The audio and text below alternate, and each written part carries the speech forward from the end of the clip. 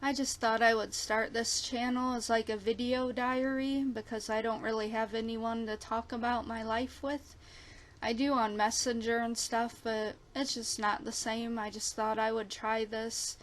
Um, I went on an adventure this weekend, so I thought this would be the perfect thing to start with.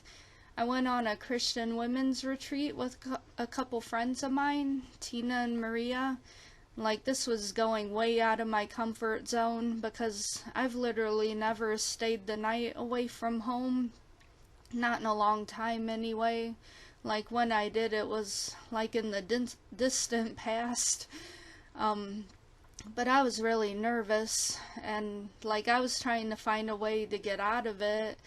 I hate to flake out on people, but I was like, man, if I'm positive for COVID, I shouldn't go, and I didn't really think I was, but I just kind of thought that would be the perfect excuse, so I went and got a test, and I was negative, so I was like, oh crap, I guess I'm stuck going. Like, I wanted to go, but I was just so nervous that I wanted to chicken out. But anyway, like almost as soon as we got there, it was so beautiful there that I was really glad that I had ended up going. It's not like what I thought it would be. They got me my own room, which was really nice, and I was picturing like these kind of like ghetto rooms like when I was a kid at church camp where you had spiders crawling on your bed, and like showers you had to walk all the way across the lawn to get to, and it wasn't like that at all. Like, the rooms were more like hotel rooms, and it was really nice, so that made me feel less anxious. And it was just so pretty there. It was right on Lake Erie, and oh, there's a really loud plane. I don't know if you can hear it. But anyway, like, it was on Lake Erie and you could see Cedar Point across the water, so that was really neat. And they had these fire pits with swinging benches around them. It was too cold and windy for them to have any fires going, but I just thought it was like really cute there, and it was just really neat. It wasn't what I expected, which was a good thing, because I was expecting something more like kids' church camp, which I didn't like at all. But it was weird. Like, we went to eat, we ate dinner, and then we went outside, because I was just kind of overwhelmed by all the noise in there. I'm just not used to being around that many people.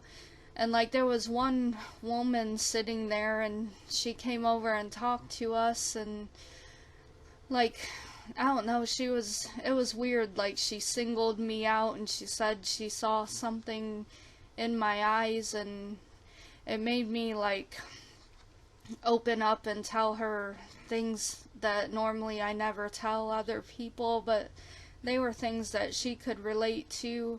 And like, she just stopped and prayed for me. She went and got someone else, and then like they both gave me hugs, and I was like, man, these are like the first hugs I've had in a long time, because that's kind of a sad thing about my life. Like, there's no affection in my life, and I don't mean romantic, but just none at all, really.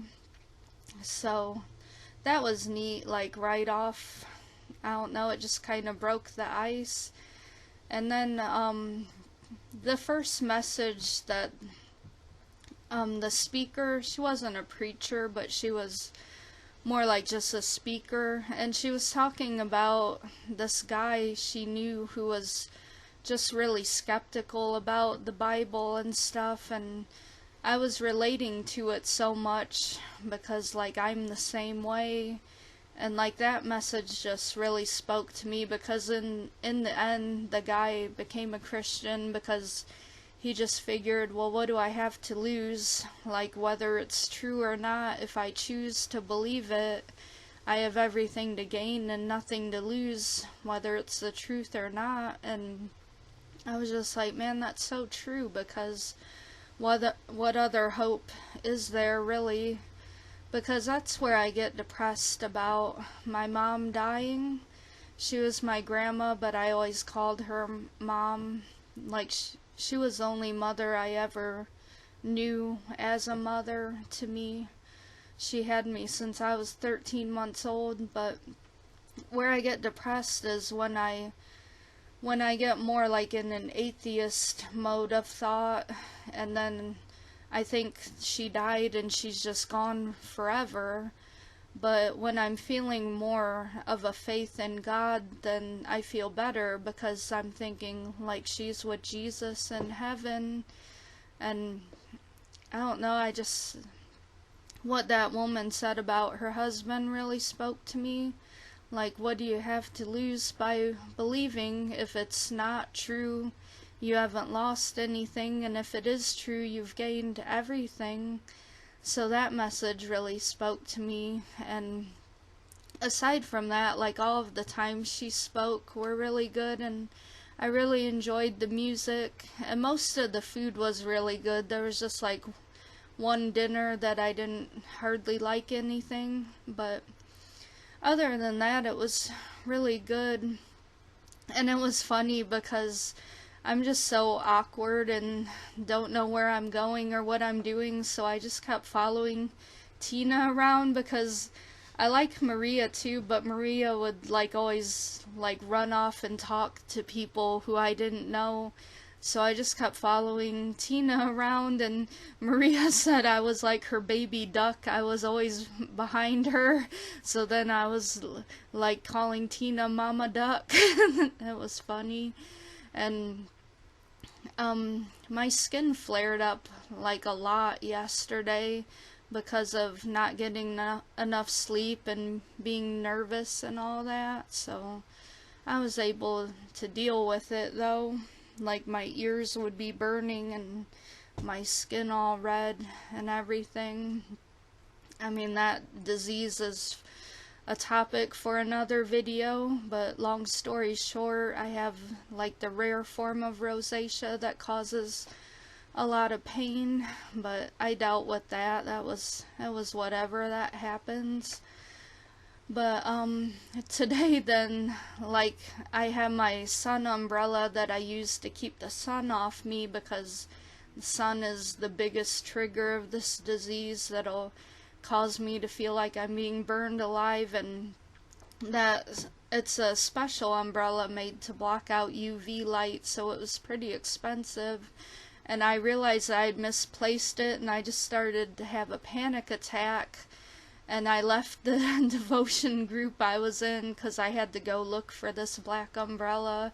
That was awkward. And when I'm having a panic attack, if I talk to anyone, I just ramble, and it's ridiculous and embarrassing. It was funny though, because I don't know, people could tell I was really distressed, I guess. And this one girl, she was like, "Who did you come with?" Like, I think she thought I needed to be with my people and not be alone. And I said, "I came with these people." And she was like, "Who?" And I said, "Oh, 2 people I know." And she was like, "But who are they?" And I said, "Oh, Tina and Maria." I guess she didn't know who they were, but I don't know, it was just funny, even though it was really awkward. And it turned out, like, this lady who was she was like an announcer in the services, and she's like, "Well, I'm gonna go make an announcement that you lost it and see if anyone has it." And like, I was so wrapped up in this panic attack that I forgot there was even a service going on. Like, I was just walking around all distressed and like rambling at people. It was pretty ridiculous, but it turned out that Tina had my black umbrella the whole time, but she made the announcement and Tina was like, "Oh, I have a black umbrella," and she gave it to that lady, and the lady came and gave it to me. So then I was like, "Oh, I forgot about the service." So I went into the service and found Maria and Tina and sat next to them, and Tina was like, "I had your umbrella, I gave it to that lady." And I'm like, "Oh, that was mine, I didn't know you had it." It was just funny. But I had a lot of fun, and I'm glad like I did something way outside of my comfort zone and went on an adventure, and I'm glad to be home because I was so sleep deprived. I'm not at all used to waking up at 7 a.m. every day to get ready for breakfast at 8 a.m. But I am, like, it was nice not to be lonely though, even if I wasn't directly interacting with people. There were people everywhere. And like at first I wouldn't hardly talk to anyone because I was too nervous, but by then I was kind of like being more social, but by then it was time to go. So that was, I don't know, unfortunate, I guess, that just as I was starting to feel comfortable, then it was time to go. But at the end, then they opened up the floor if anyone wanted to give a personal testimony, and I felt led by God that He wanted me to do this, so my heart started like pounding out of my chest, and I was like, well, I better just do this before I chicken out. So I did. Like, I stood up in front of all those people and told them about how I came to the retreat, like, not even sure if I believed that God exists or not. And then when the speaker told that story about her husband, I was just really touched, and I was like, man, she's right. Like, what do I have to lose? So yeah, I told that. I mean, told it a whole lot better to them than I did just now, but like everyone was really touched by it, it seemed, and the speaker even came and hugged me, which was amazing. And I ended up buying 2 books there. I'll have to take a picture of them. No, I bought one of them. Tina bought me one, but oh, and on the second day, on Saturday, we had like a lot of free time, so we got to go look at the shops down in Vermilion, Ohio. That was really neat because they have a lot of neat little shops there, and it was just fun. So I'm home now, and now I have a lot to do, like laundry and cleaning, and it's like back to normal life tomorrow. But my friend Carol said I should start this channel because she thinks my life is really interesting for some reason. Like, I don't know, when you live alone and you just don't have much going for you in life, you kind of have to make it interesting. Otherwise, it's pretty sad and miserable. So that's what I do. I try to keep my life interesting. So that was my adventure. So I hope you'll tune in some other time for some other kind of adventure.